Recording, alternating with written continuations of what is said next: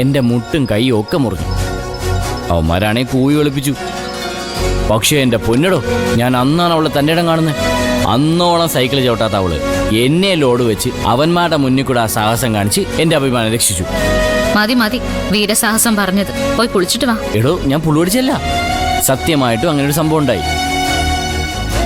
ഇയാള് വിചാരിക്കുന്ന ആളൊന്നുമല്ല അവള്, ഒന്നൊന്നര സംഭവം. എന്നാ പിന്നെ സംഭവം പറഞ്ഞോട് തന്നവിടെ നിന്നോ. ഞാൻ പോവാ, എനിക്ക് വേറെ പണിയുണ്ട്. അങ്ങനെ അങ്ങ് പോയാലോ? നിക്കവിടെ, ഞാൻ പറയട്ടെ. എന്താ? ദാ. എന്താ?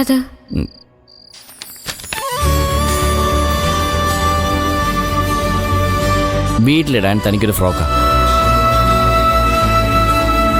ഞാൻ ചോദിച്ചില്ലല്ലോ. ചോദിക്കാതെ എനിക്ക് തരാലോ.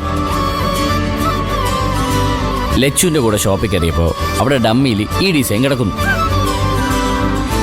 തന്നെപ്പോലെ തന്നെ നല്ല സൗന്ദര്യമുള്ള ഡമ്മിയാ. സുന്ദരിക്കുട്ടി, കഴുത്തൊക്കെ നീണ്ട് സ്ലിം ആയൊരു ഡമ്മി. അപ്പോൾ ഞാൻ കടയിൽ വെറുതെ ചോദിച്ചു, ഈ ഫ്രോക്കിന്റെ സെയിം പെയറുണ്ടോന്ന്. അങ്ങനെ വാങ്ങിച്ചതാ. ഇഷ്ടപ്പെട്ടോ നോക്ക്.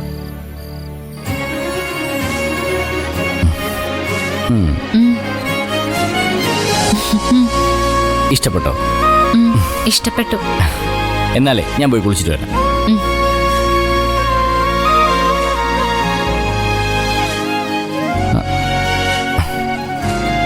രാത്രിയിൽ ഈ ഡ്രസ്സിട്ട് തന്നെ എനിക്കൊന്ന് കാണണം.